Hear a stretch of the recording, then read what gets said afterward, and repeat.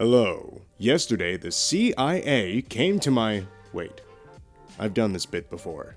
Welcome back to your weekly MMA Wrap-Up, where we discuss everything that happened within the last week regarding mixed martial arts and maybe some interesting weird pieces from the depths of the interwebs. More on that in a minute. As you can no doubt tell, I am not in any of my normal places. But don't worry, I am perfectly safe and in good health and living in relative luxury right now down in Monterrey, Mexico. Because I have the privilege and honor of going toe-to-toe with another fellow combatant of the martial arts inside of an awkwardly shaped circle covered in chicken wire that has been rubberized. Yes, indeed, I have a fight. I get to display my incredible wrestling skills. Wait, he may actually be watching this video. I get to display my incredible striking skills in the cage. That's right, if you're watching this out there, guy who's gonna go against me. If you stand on the feet with your buddy Bear,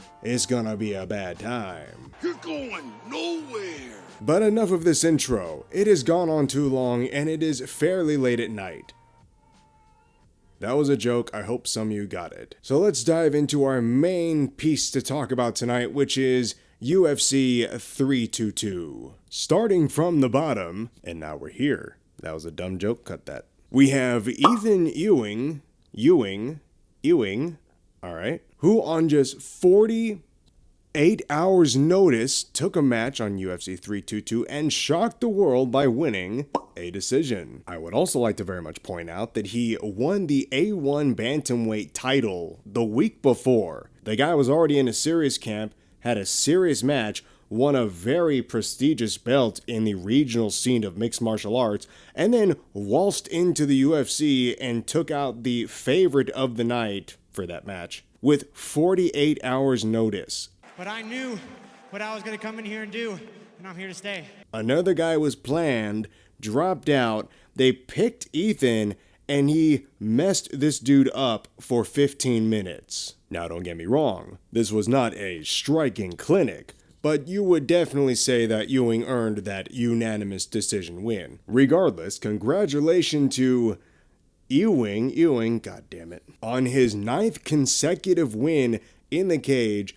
No losses. I seriously hope the UFC does not flub the incredible performance Ethan put on and actually bring him back to do some more impressive work in their organization. We'll see what happens. Moving on now, we have rising star, improving fighter, formerly believed to be the Khamzat hype train stopper before he got kneed in the body to submission by Reiner D. Reader, who was then considered to be the new Khamzat hype train stopper before he got demolished by some other guy whose name I can't remember right now. Regardless, Nickal landed an absolutely impressive head kick KO to some other fella. I wish I could also remember his name. God, my notes suck. And when I say KO, I mean stiff. He was...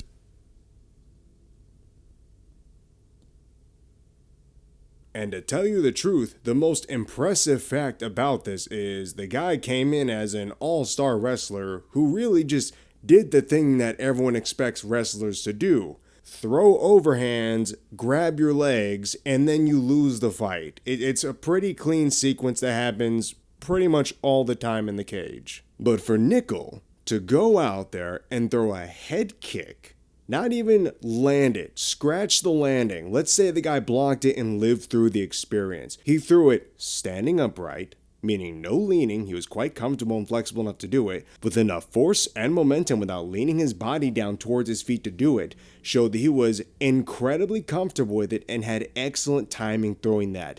It is easy and honestly pretty basic and primal to lob your fist at another entity until it stops moving.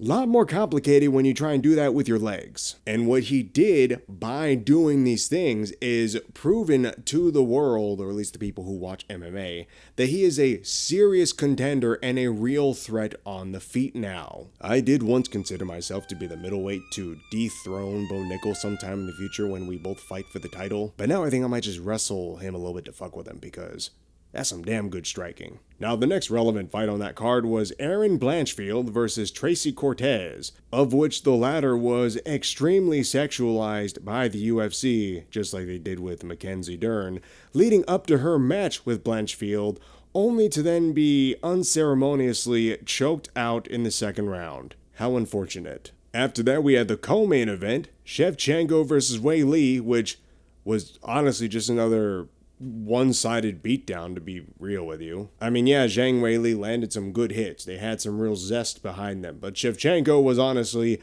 never in danger for the whole 25 minutes and has now racked up her 11th win in a row. Size matters, especially when you are both of significant skill level in combat. The bigger guy's gonna win. Because think of it like this. If you take a person who is 100 pounds soaking wet, that is the best they got.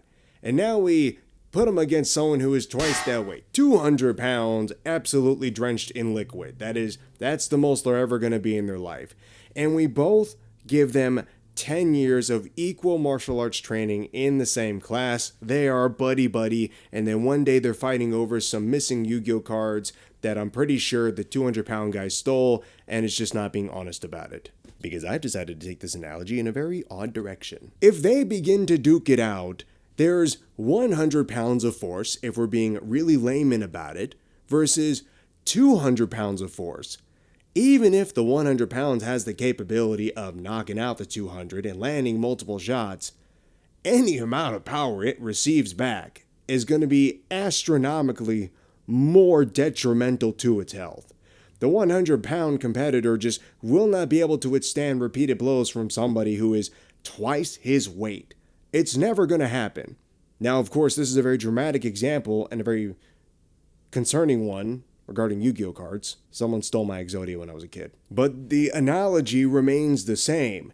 A heavier opponent of significant skill compared to the lighter opponent of significant skill is more than likely going to dominate. But that is subjective when we talk about our final bout of the evening. Yes, ladies and gentlemen, we have finally arrived to the main event.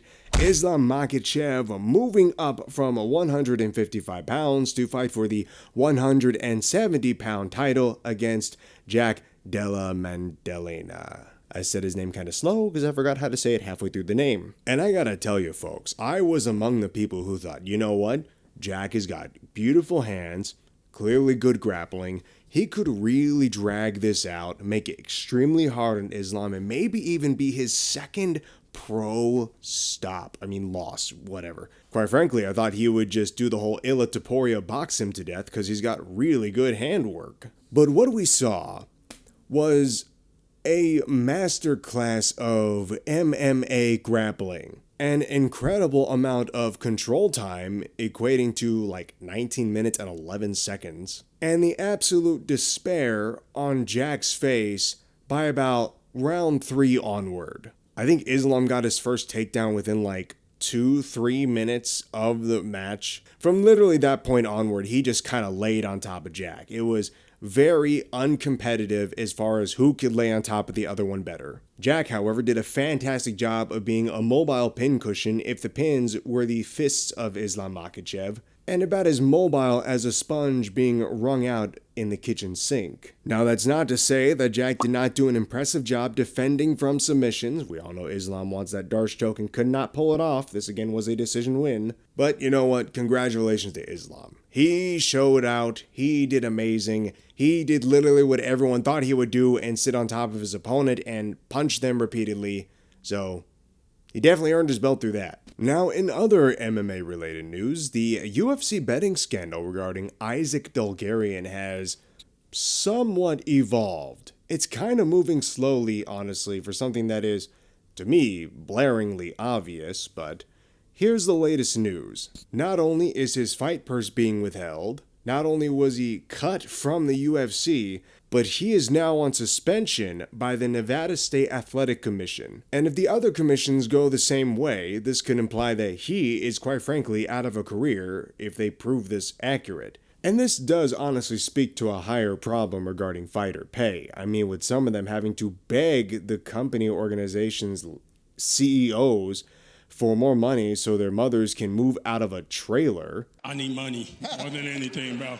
It's no surprise that they might throw a fight or two to make six figures. And now, ladies and gentlemen, it is time for everyone's favorite segment of the video, Tales from the Interwebs. Does anyone here remember of a particular set of brothers who started in music, utterly failed at it due to not only their aesthetic, but their inability to make decent music, and then transitioned into combat sports of all things, where they posted ridiculous videos of their pad work? That's right, the Island Boys, or rather, boy, was in a recent video shadowboxing with a 10-year-old prodigy, and was just getting pieced up, honestly. How do you lose without getting touched? It was really bad.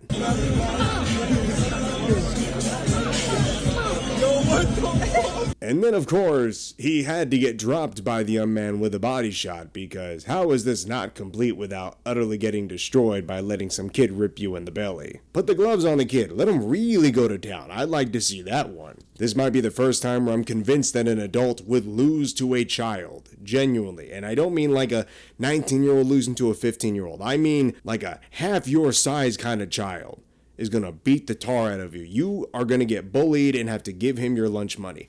I put money on that one. And with that, everyone, I want to say thank you very much for sticking around to watch this fantastic video. I appreciate all your time and effort that goes into sitting here for the 8, 9, 10, 11, sometimes even 15 minutes that you do to give me the view. It is quite nice of you. But please also consider leaving a like, comment, and of course subscribing if you're already here anyways by now. And of course hit that magical hype button that pushes content out for young, smaller creators. Yeah, thank you. And as always, remember to eat well, sleep well, and train hard. And I'll catch you in the next one. Take care. Where we discuss everything related. I seriously hope the UFC does not flub this act of God, act of will. Alright, this incredible. Reader, okay, whatever.